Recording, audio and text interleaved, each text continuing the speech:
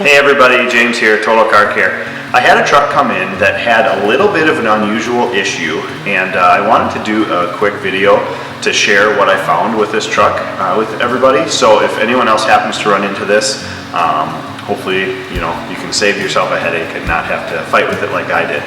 So it was a 2006 Chevy Silverado, and what happened was we needed to replace the ignition cylinder. These parts unfortunately are no longer available from General Motors, so I did what most of us shops would do. I hopped onto a very popular online retailer and I bought some used and refurbished parts in order to get this truck back on the road. So when we got the parts, the ignition switch was keyed into the housing. So this ignition switch goes in here like this, and it rides on the toothed wheel on this piece here. And if these aren't oriented just right, your sequence of events is going to be off when you turn the key on to go through that relearn procedure. So the parts we got that were refurbished, the sequencing was off by one tooth. So what happened is when we went through the relearn procedure, the computer was not seeing the correct sequence of events and wasn't allowing it to go into that relearn procedure. So we ended up having to take the ignition switch out, and you can turn this toothed wheel a little bit here by hand, and we had to mess with that. It took a little while because we'd go this way a little bit, put it back together, attempt to go through our sequence, wouldn't work. We'd have to adjust it, maybe go back one tooth and then put it back together. It took a trial and error before we were able to get that just right. So that was one of the issues we ended up finding with these refurbished parts.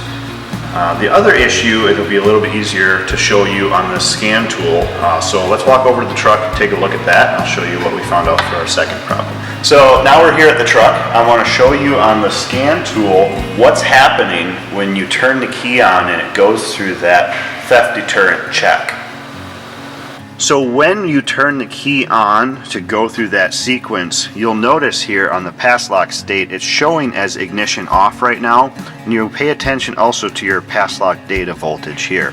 When you turn that key on, it looks like it happens almost simultaneously, but that pass lock state switches and then it monitors this voltage here for the pass lock data. And that voltage is specific based on the pass lock sensor in this vehicle. So when you turn the key on, you're actually turning this key cylinder here. This component right here that's held in by this plastic clip, that's actually a magnet.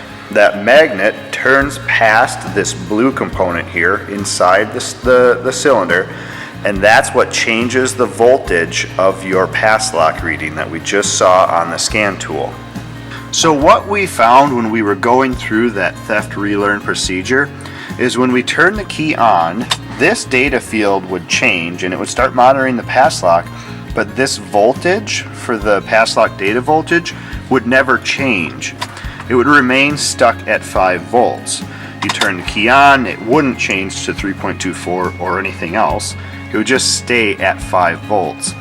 So we had to figure out why it was seeing that the ignition was on, but that pass lock voltage wasn't changing. So what we ended up doing is we took the truck back apart, we took the original lock cylinder out and compared them, and we found that the magnet in the original lock cylinder was way more powerful than the magnet in the aftermarket or refurbished lock cylinder.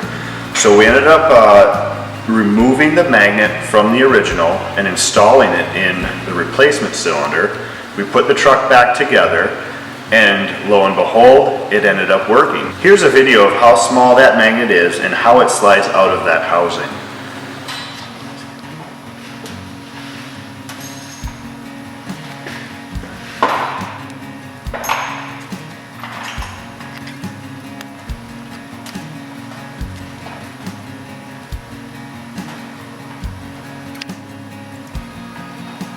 So I'm really glad we were able to get this figured out for our customer. Sometimes these really difficult challenges are what makes the job so much fun. Something as small as a teeny little magnet being slightly underpowered prevented this truck from getting back on the road. So the challenge, sometimes it's difficult, but it is a lot of fun, and that's what we enjoy here at Total Car Care.